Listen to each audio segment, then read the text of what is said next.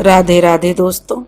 आज हम आपको सुनाएंगे एक माँ की कहानी जो अपनी ममता के लिए मरकर भी दूसरा जन्म लेकर आती है। अगर आप हमारे चैनल पर नए हैं तो प्लीज़ हमारे चैनल अपनी संस्कृति को लाइक करें, सब्सक्राइब करें और शेयर करें। एक राजा था। उस राजा के बहुत बड़ा राज्य था। बहुत दूर दूर तक उसका राज्य फैला हुआ था। उसकी प्रजा चारों तरफ से सुखी थी। अपने राजा का बहुत मान सम्मान करती थी। राजा को बस एक ही चिंता थी कि उसके कोई संतान नहीं थी। अब राजा की उम्र ढल रही थी और राजा इसी सोच में रहता था कि मेरे बाद इतने बड़े साम्राज्य को कौन संभालेगा। लेकिन उसने बहुत मन्नतें की, पूजा पाठ कराए, लेकिन उसका कोई फल नहीं मिला। जहां भी जिसने जैसा बताया राजा ने सब उपाय किए, लेकिन उसे कोई संतान प्राप्त नहीं हुई। अब राजा का मन राजकाज से ऊबने लगा। वह उसके मन में बस प्रभु की लगन लगने लगी कि कहीं कुछ नहीं है, सब झूठा संसार है, मोह माया है। क्योंकि उसकी जो भी इच्छा थी वह अभी तक पूरी नहीं हुई थी। इसलिए एक दिन उसने अपनी रानी से बात की। उसने रानी से कहा, रानी, हमारी उम्र ढल रही है, हम बुढ़ापे की तरफ बढ़ रहे हैं, लेकिन अभी तक हमारे कोई संतान नहीं हुई। हमारा जीने का क्या फायदा है? अगर हमारी संतान होती तो इस उम्र पर आकर हम उसे अपना राजपाट सौंप देते और चैन से अपनी जिंदगी गुजारते। लेकिन हमारे नसीब में शायद कोई संतान नहीं है। इसलिए मैंने सोचा है कि चलो हम 4 धाम की यात्रा पर चलेंगे और वहीं हिमालय में रहकर अपना जीवन यापन करेंगे, वहीं तपस्या करेंगे और अपना राजपाट जो छोड़ देंगे। रानी को क्या आपत्ति थी? उसने भी राजा की हाँ में हाँ मिला दी। क्योंकि वैसे तो उनको जो जनता थी, प्रजा थी, वे अपने राजा को बहुत प्यार करती थी, उन्हें संन्यास नहीं लेने देती। इसलिए वे दोनों रात को चुपचाप बिना बताए, किसी को भी पता ना चले, उन दोनों राजा रानी ने राज्य छोड़ दिया। चलते चलते चलते चलते वे बहुत दूर राज्य से निकल गए। अब सुबह हो गई तो वे लोग एक जंगल में पहुंच गए। जब वे जंगल से पैदल चल रहे थे तो रानी जो बहुत थक भी गई थी और रानी के पेट में टीस उठी। तो रानी कहने लगी, राजा साहब, हमें तो पेट दर्द हो रहा है। राजा कहने लगे, रानी, आज तक रानियों के जैसी तुमने जिंदगी गुजर बसर की है, कभी इतनी दूर चली नहीं हो, इस कारण तुम थक गई हो। लेकिन रानी को तो अपने बारे में कुछ पता ही नहीं था। भगवान की लीला अपरंपार है, उसे कोई नहीं जान सकता कि कब क्या चमत्कार हो जाए। वही उस रानी के साथ हुआ। रानी जो गर्भवती थी और उसका 9वां महीना पूरा होने वाला था। रानी को तो इस बात की जरा भी भनक नहीं थी कि जिसके लिए वे राजपाट छोड़ कर आए हैं वही संतान अब उनको होने वाली थी। लेकिन रानी को जब इसकी भनक ही नहीं थी कि वह माँ बनने वाली है, तो उसको क्या पता था? भगवान की तो माया ही निराली है। अब रानी को दर्द होने लगा तो राजा ने समझा, घने दिनों में कोमल रानी है, फूलों की सैया पर रही है और अब यह जो पैदल चल रही है, इसलिए रानी थक गई है। रानी से बर्दाश्त नहीं हो रहा है। लेकिन रानी को दर्द बहुत हो रहा था। वह राजा से बोली कि तुम इंतजार करो, और वह पेड़ों के झुरमुट की तरफ चली गई।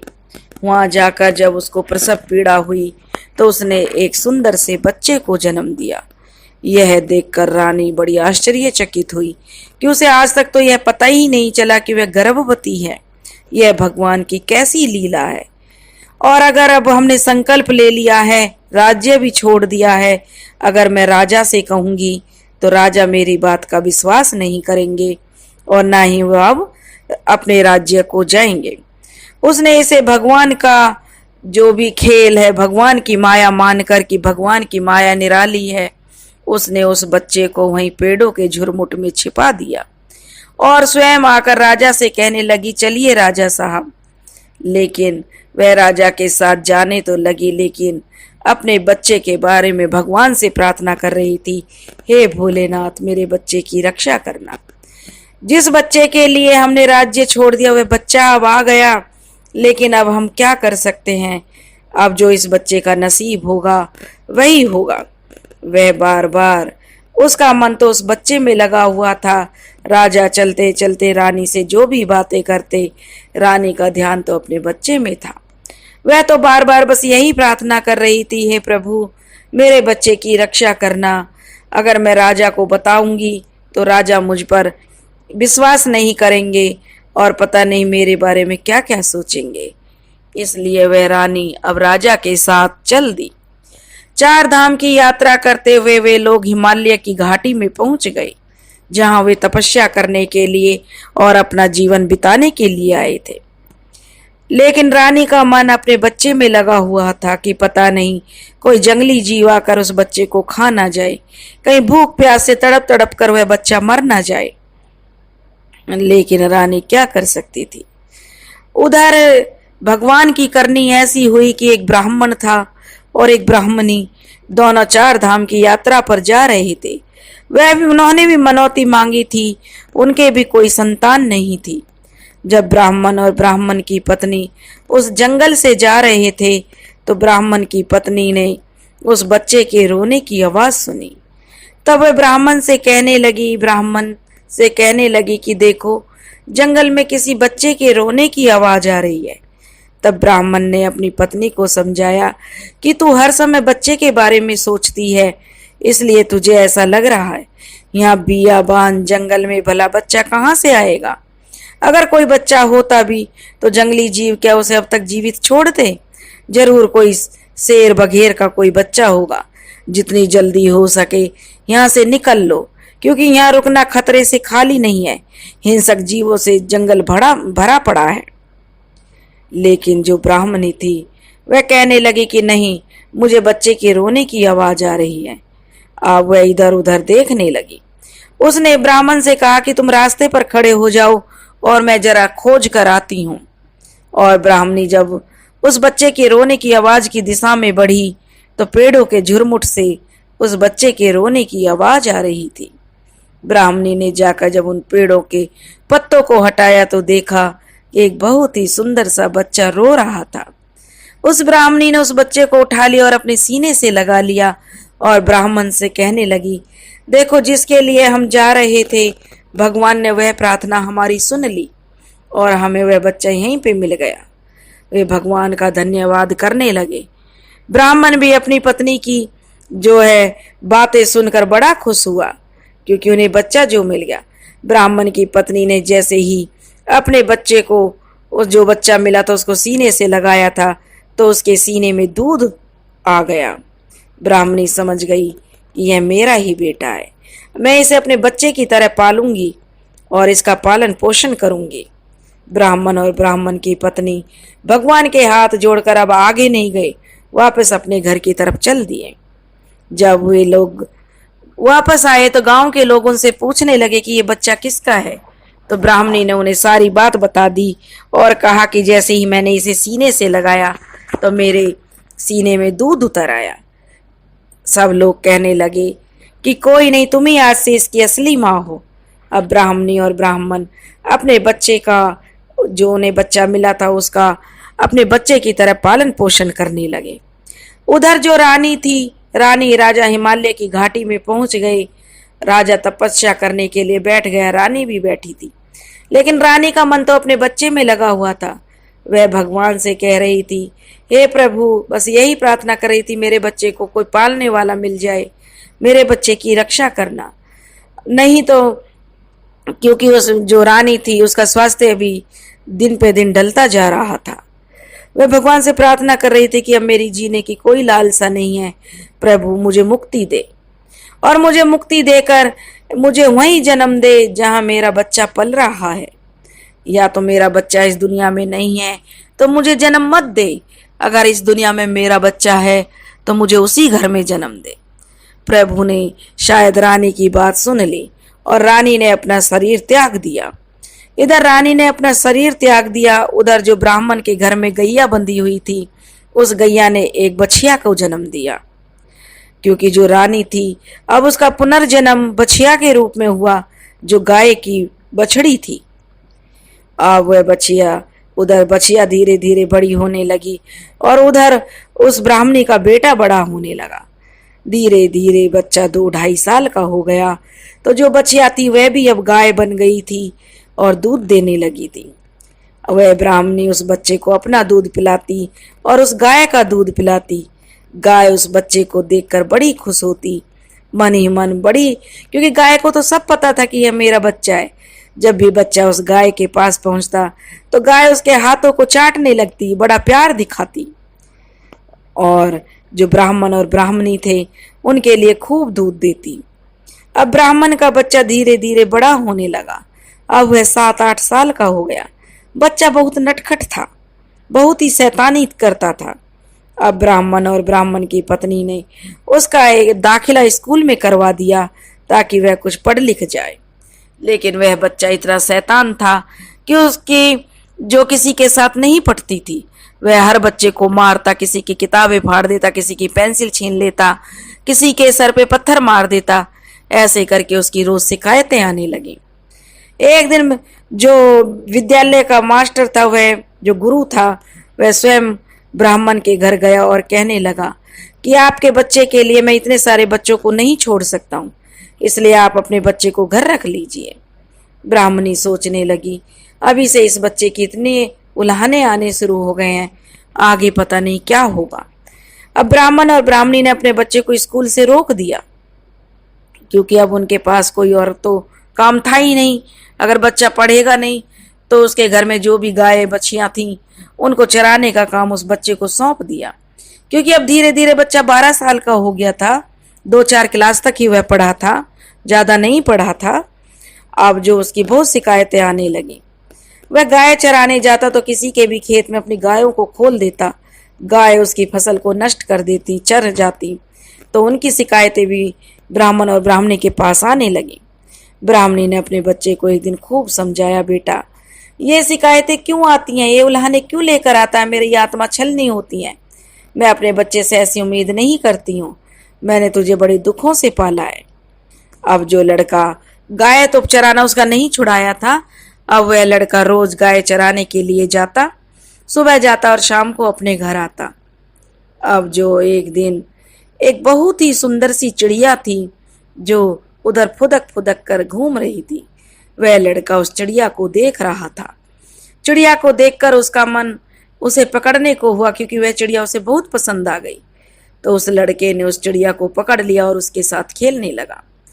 वह चिड़िया के साथ खेल रहा था, उसने उसे पकड़ लिया क्योंकि वह उसे आजाद नहीं कर रहा था। वह चिड़िया कोई और नहीं, वह स्वयं इंद्र के दरबार की एक सुंदर सा पक्षी था, जिसके बिना इंद्र के दरबार में सब उदास बैठे हुए थे। इंद्र ने जब भगवान विष्णु और ब्रह्मा से यह बात बताई कि पृथ्वी लोक पर एक बच्चा है जिसने उस पंछी को पकड़ लिया है और छोड़ नहीं रहा है, मेरे दरबार में इंद्र लोक में सब उदास हैं, उसके बिना किसी का मन नहीं लग रहा है, इसलिए आप उस पंछी को लेकर आए। भगवान विष्णु और ब्रह्मा जी एक साधु का भेष बनाकर मृत्यु लोक पर आ गए और उस बच्चे के पास पहुंचे।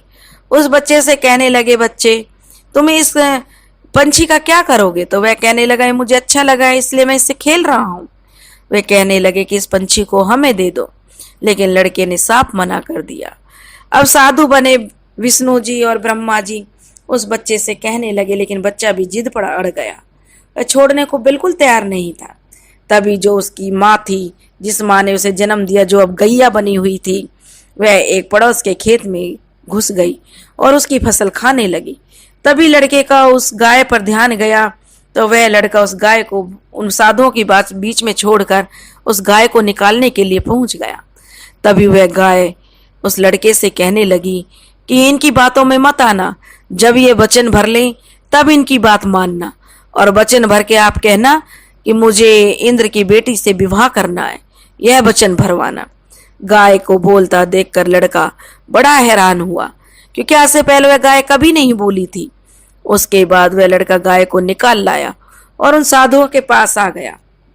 साधु फिर उससे बातें करने लगे, उसे लोभ लालच देने लगे, जो मांगता हुआ मांग ले, लेकिन बच्चा अपनी जिद पर अड़ा रहा। तब वह कहने लगा कि एक शर्त पर मैं ये चिड़िया आपको दे सकता हूँ, आप वचन भर लीजिए। अब ब्रह्मा और विष्णु जी ने वचन भर लिया, कहने लगे जो तुम मांगोगे वह हम तुम्हें देंगे, लेकिन यह चिड़िया हमें दे दो। तब उन्होंने कहा कि वचन भर लिया तो मेरा विवाह इंद्र की बेटी से कर दो। यह सुनकर ब्रह्मा विष्णु एक दूसरे का मुंह देखने लगे और कहने लगे कि इसके बदले में तुम कुछ भी मांग लो, हीरे मोती जो भी तुम्हें चाहिए हम तुम्हें देंगे, लेकिन इंद्र की बेटी से तुम्हारा विवाह कैसे हो सकता है। लड़के ने कहा अगर कराना है तो मेरा इंद्र की बेटी से विवाह कराओ, नहीं तो अपना रास्ता नापो। बच्चे के ऐसे दो टूक जवाब सुनकर ब्रह्मा विष्णु सोचने लगे। वे कहने लगे कि ठीक है तो चलो तुम हमारे साथ इंद्रलोक चलो। तब वह कहने लगा कि मेरी गाय तो अकेली यहाँ पर रह जाएंगी, मेरी माँ तो मुझे ढूंढती फिरेगी, मैं ऐसे कैसे जा सकता हूँ। तब जो उसकी माँ जो जिसने जन्म दिया था, जो गाय बनी हुई थी, वह कहने लगी कि आप इनके साथ इंद्रलोक जाइए, हम घर अपने आप चले जाएंगे। वे गाय घर आ गई, लेकिन बच्चा घर नहीं पहुंचा था। तो जो ब्राह्मणी थी वह अपने बच्चे को नहीं पाकर बड़ी दुखी थी, सोच रही थी पता नहीं आज मैंने उसे डांट दिया, दूसरे के ताहने लेकर आता है, इसलिए मेरा बच्चा नाराज हो गया है, घर नहीं आया। वह भूखी प्यासी बैठी उसका इंतजार करने लगी, लेकिन लड़का नहीं आया, क्योंकि वह तो ब्रह्मा विष्णु के साथ इंद्रलोक चला गया। जब वह पंछी इंद्रलोक में गया तो खुशी की लहर दौड़ गई। जब ब्रह्मा विष्णु जी ने इंद्र को सारी बात बताई तो इंद्र एकदम गुस्से में आ गया और कहने लगा कि ये सब आप क्या कह रहे हो, मेरी बेटी की शादी भला इस गंवार के साथ, जिस फटेहाल भिखारी से मैं कैसे कर सकता हूँ। कहाँ इंद्रलोक की मेरी राजकुमारी और कहाँ ये लड़का। तब प्रभु कहने लगे कि देखो हमने वचन भर लिया है, तुम 12 साल के लिए अपनी कन्या को दे दो। तब उन्होंने इंद्र ने कहा कि मेरे मन में एक युक्ति है, मैं अपनी लड़की को एक सिंपल से साधारण से वस्त्र पहना कर बैठा देता हूँ, और भी अप्सराएं जो स्वर्ग लोक में हैं उन्हें मैं अच्छे अच्छे गहने कपड़े पहना कर बैठाऊंगा और लड़के से कहूंगा कि तुम चुन लो जिसे तुम चुनना चाहते हो, उससे तुम्हारा विवाह कर देंगे। क्योंकि अप्सराएं अच्छे अच्छे कपड़े गहने पहने होंगी तो वह जरूर उन्हें ही पसंद करेगा। तो अब भगवान जो उसकी बात मान जाते, कहते हैं कि ठीक है ऐसा करके देख लो। तो इंद्र अपनी अप्सराओं और अपनी बेटी को सिंपल कपड़े बिल्कुल साधारण बनाकर बैठाता है और अप्सराओं को बहुत महंगे महंगे हीरे मोती जड़ित गहने कपड़े पहना कर बैठाता है और उस लड़के से कहता है कि चुन लो जिससे तुम्हें शादी करनी है। तो वह लड़का देखता है तो वह इंद्र की लड़की जो कि सिंपल तरीके से बैठी होती है उसको चुनता है और कहता है कि ये सब तो इतने महंगे महंगे हीरे मोती पहने हुए हैं, मेरे घर में इन्हें कहाँ से ऐसा पहनने खाने को मिलेगा। ये लड़की जो साधारण है मैं इससे विवाह करूंगा, ये मेरे घर में निभ जाएगी। अब इंद्र को तो बड़ा शौक हुआ कि हमारी चाल तो हम पर ही उल्टी पड़ गई। अब मरता क्या ना करता, क्योंकि वचनबद्ध थे, इसलिए उन्होंने 12 साल के लिए उस लड़की को उस लड़के के साथ मृत्यु लोक पर भेज दिया और कह दिया कि उनकी शादी कर दी और कह दिया कि 12 साल के बाद मेरी बेटी मेरे इंद्रलोक में आ जाएगी। उसके बाद लड़का उस लड़की को लेकर, क्योंकि इंद्र ने कोई दान दहेज कोई हीरे मोती नहीं दिए थे, वह सिंपल फटेहाल जैसे बेटा था लड़का था, वैसे ही अपनी बेटी को उसके साथ विदा कर दिया। अब लड़का अपनी पत्नी को लेकर मृत्यु लोक पर आ गया और जब वह घर गया तो गांव वाले जाकर ब्राह्मणी से बोले कि देखो तुम्हारा लड़का शादी करके लाया है। ब्राह्मणी को इस बात का विश्वास नहीं हुआ, क्योंकि वह तो पहले से ही जो दुखी थी, वह 2 दिन से बेटा घर नहीं आया था। तुरंत भागकर दरवाजे पर आई तो देखती है कि बेटा सचमुच में किसी स्त्री को साथ ला रहा है।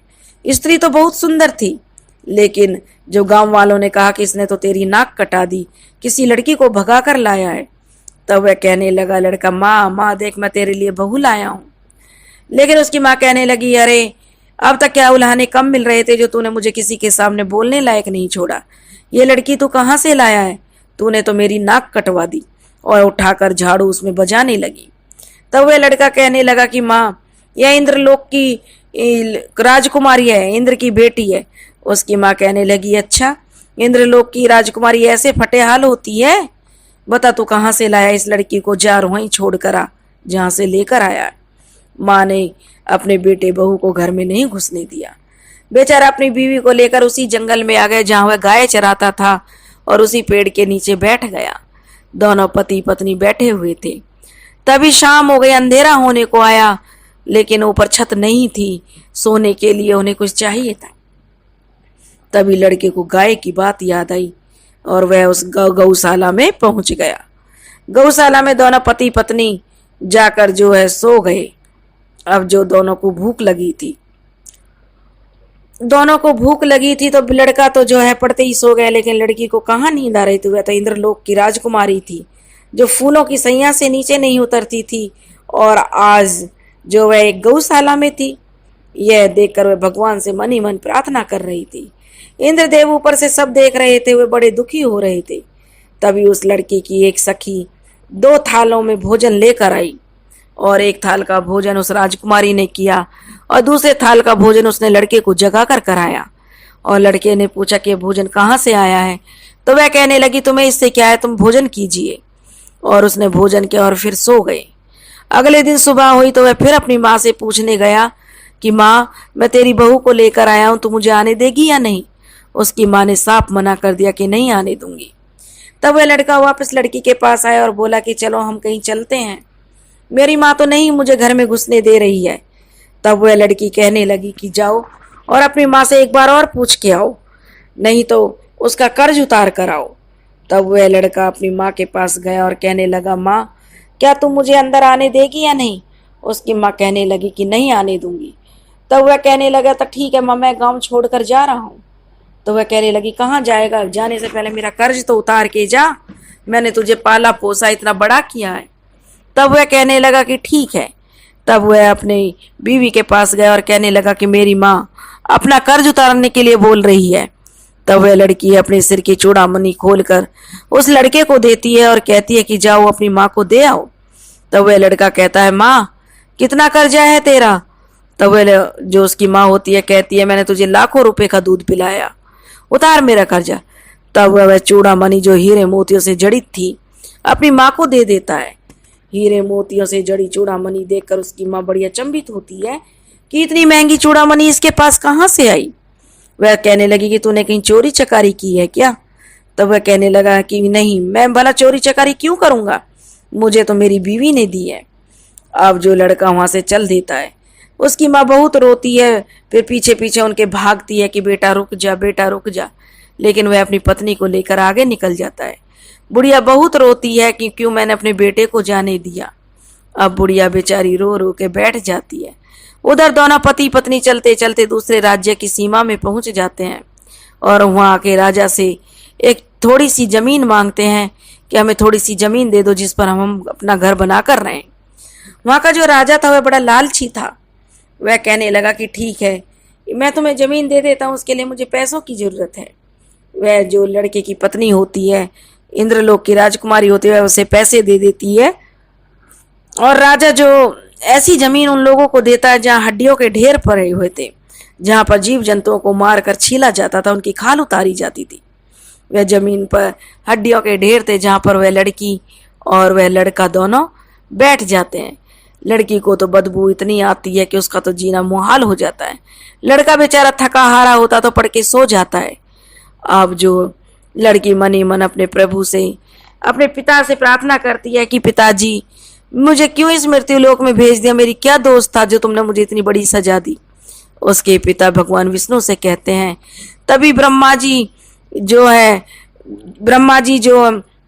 कहते हैं कि ठीक है, हम उसकी समस्या को हल कर देंगे, और वे प्रजापति को भेजते हैं। तभी भगवान विष्णु विश्वकर्मा को बुलाते हैं और उनसे कहते हैं कि जो इंद्रलोक की राजकुमारी है उसका महल बना दीजिए, वहाँ सब सुख सुविधाएं रात रात में वहाँ पर सब चीज तैयार हो जाए। विश्वकर्मा मृत्यु लोक पर आते हैं और जहाँ पर वह लड़का सोया हुआ होता है वहाँ पर रात रात में बहुत अच्छा महल, बाग बगीचे, कुएं, तालाब सब बना देते हैं।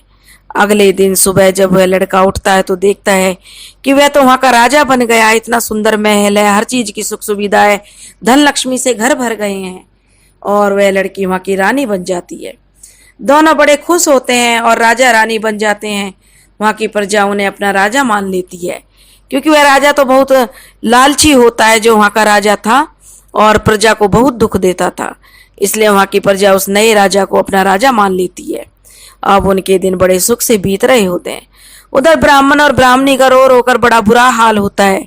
ब्राह्मण और ब्राह्मणी का अपने पुत्र के वियोग में उनकी आंखें चली जाती हैं। रोते रोते वे दोनों अंधे हो जाते हैं।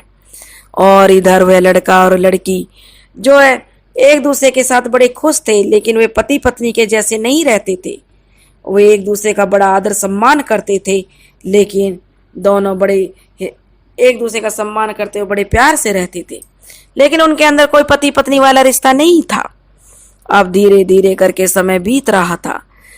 धीरे धीरे पूरे 12 बरस बीत गए। 12 बरस बीत गए तो रात के समय वह लड़का सोया हुआ था। तभी इंद्र देवता प्रकट हुए और अपनी बेटी से कहने लगे कि चलो, तुम्हारे 12 बरस पूरे हो गए, अब तुम्हें अपने इंद्रलोक चलना चाहिए। तुम्हारे वियोग में मैंने 12 बरस कैसे काटे हैं, क्योंकि तुम तो मेरी बड़ी प्राणों से प्यारी बेटी हो, मेरी लाडली बेटी हो। लेकिन वह लड़की जो होती है वह लड़के से अपने दिल ही दिल में प्रेम करने लगती है, क्योंकि वह 12 वर्षों से उसके साथ रहती है। लड़का भी उसकी बहुत इज्जत करता है, बहुत प्यार से उसे रखता था, हर चीज का उसका ख्याल रखता था। तो उसके भोलेपन से लड़की को बहुत प्यार हो जाता है। उधर लड़का भी मन ही मन लड़की को बहुत प्यार करने लगता है, लेकिन एक दूसरे को कभी भी वो दोनों जाहिर नहीं होने देते हैं। अब इंद्र देवता अपनी बेटी को लेकर चल देते हैं। तो लड़की अपनी उंगली को चीर कर उसके जो गमछा पर लिख देती है कि अगर मुझे ढूंढना है तो मेरे पीछे पीछे आ जाना और मुझे ले आना। अगर मुझे लाना चाहते हो तो मैं तुम्हारे साथ आ जाऊंगी। अगली सुबह जब लड़के की आंख खुलती है तो क्या देखता है कि वही हड्डियों का ढेर है, ना कोई महल है, ना कोई नौकर चाकर है। वह समझ जाता है कि जरूर 12 बरस पूरे हो गई, लेकिन वह लड़की से बहुत प्यार करता था, इसलिए उसकी हालत बड़ी पागलों जैसी हो जाती है। वह इधर उधर भागने लगता है और लड़की को ढूंढने लगता है। चलते चलते वह जिधर मुंह उठता है उसी दिशा में वह चल देता है। चलते चलते वह एक कुएं पर पहुंच जाता है। वहां पर एक पनिहारी पानी भर रही थी। उससे वह कहता है कि तुमने क्या इंद्र देवता को अपनी बेटी को ले जाते हुए देखा है? तब वह पनिहारी कहती है कि नहीं, मैंने किसी को नहीं देखा, मैं तो पानी भरने आई थी और अब पानी भरकर जा रही हूँ। वह लड़का बड़ा रोता है और भूखा प्यासा एक पेड़ के नीचे जंगल में पड़ा रहता है, क्योंकि उसे बेहोशी छा जाती है, क्योंकि भूखा प्यासा चलते चलते बहुत थक गया है। अब जो राजकुमारी थी इंद्रलोक की, वह ऊपर से सब देख रही थी। उसे लड़के पर बड़ी दया आ रही थी। उसने अपनी सखियों को भेजा और कहा कि जाओ तुम उस लड़के को इंद्रलोक लेकर आओ। जब वह सखियां आई तो उन्होंने उस लड़के को सारी बात बताई, लेकिन वह लड़का कहने लगा कि मैं इंद्रलोक कैसे जाऊंगा। तब जो राजकुमारी की सखियां थी उन्होंने उस लड़के को एक सूगा बना दिया। सूगा बनाकर उसे वे अपने साथ ले गई।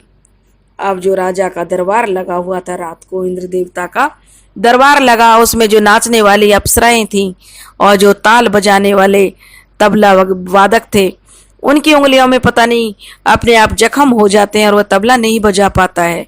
और जो नाचने वाली नृत्यांगनाएं थी वह भी सही से नहीं नाचती हैं। तब वे राजकुमारी और उसकी सखियां कहती हैं कि हमारे पास एक ऐसा सूगा है जो बहुत बढ़िया तबला बजाता है। और वह तबला बजाता है तो इंद्र देवता बड़े प्रसन्न होते हैं कि एक सूगा इतना अच्छा तबला बजा रहा है। तब वह उस सूगे से कहते हैं कि तुम मांगो, मुझसे क्या वरदान मांगना चाहते हो, मैं तुमसे बड़ा प्रसन्न हूँ। तब वह सूगा बोलता है कि वचन भर लो तभी मैं मांगूंगा। तो इंद्र देवता कहते हैं कि आप ऐसे ही मांग लो, मैं तुम्हारी सब इच्छाएं पूरी कर सकता हूँ। लेकिन क्योंकि उस तोते को तो पहले ही राजकुमारी अच्छे से बता देती है कि तुम वचन भरवा लेना और मेरे पिता से मेरी शादी के लिए वर मांग लेना, नहीं तो तुम बिना वचन के कुछ मत कहना। क्योंकि राजकुमारी ने उसे पहले ही बता दिया था, इसलिए जो लड़का तोता बना हुआ था वह कहता है कि नहीं, वचन भर लो। अब इंद्र देवता तो समझते हैं कि यह बेचारा ज्यादा से ज्यादा क्या मांगेगा, अपनी आजादी मांगेगा, धन दौलत से तो पंछी को क्या प्यार है। राजा जो है वचन भर लेता है। वचन भरने के बाद वह लड़का अपने असली रूप में आ जाता और कहता है कि हे इंद्र देवता, अपनी बेटी के साथ मेरा विवाह कर दीजिए।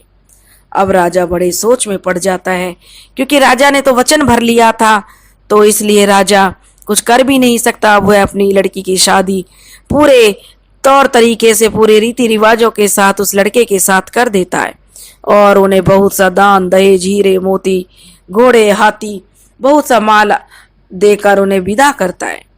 जब वह घोड़े हाथी नौकर चाकरों के साथ बुढ़िया का बेटा आता है तो पड़ोसी जाकर कहते हैं कि तुम्हारा बेटा तो बड़ा धन माल लेकर आ रहा है। तो बुढ़िया और क्योंकि जो ब्राह्मणी और उसका पति था बूढ़े हो गए हैं, उनकी आंखें तो चली ही गई थी। तो वह लड़की कहती है विदाई के टाइम में पिताजी मुझे एक ऐसा वरदान और दो कि इसके माँ बाप रो रो कर अंधे हो गए हैं, उनकी आंखें आ जाएं। तो इंद्र देवता उनकी माता पिता की आंखों को भी ठीक कर देते हैं।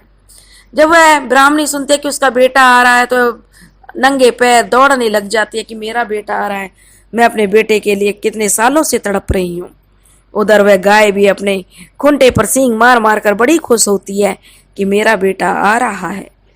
तब वह बुढ़िया जाती है और अपने बेटे को लिपट जाती है और बहू का पूरे साजो सम्मान के साथ उसका आदर सत्कार करती है, गृह प्रवेश कराती है। बुढ़िया के घर में जो लक्ष्मी का वास हो जाता है। अब जो इंद्र की बेटी कहाँ इंद्रलोक की राजकुमारी और कहाँ ब्राह्मण के घर की बहू बन जाती है। दोनों बड़े प्रेम से रहने लगे। जो इंद्रलोक की राजकुमारी थी वह यह जानती है कि जो गाय है वह इसकी असली माँ है, वह पूर्व जन्म में अब इसकी गैया बनी है।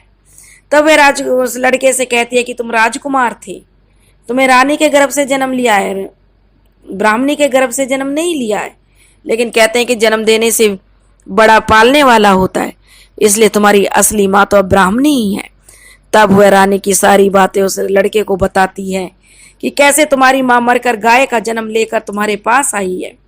तो वह लड़का गाय के पास जाता है तो गाय उसे बड़े प्यार से चाटने लगती है और वह गाय को भी गले लगा लेता है और अपने ब्राह्मण माता पिता को वह इतने सारे आंखों पर रखता है, उनकी इतनी सेवा करता है कि ऐसे माता पिता तो मुश्किल से मिलते हैं। दोस्तों, अगर आपको हमारी कहानी पसंद आई हो तो प्लीज़ हमारे चैनल अपनी संस्कृति को लाइक करें, सब्सक्राइब करें और शेयर करें। राधे राधे।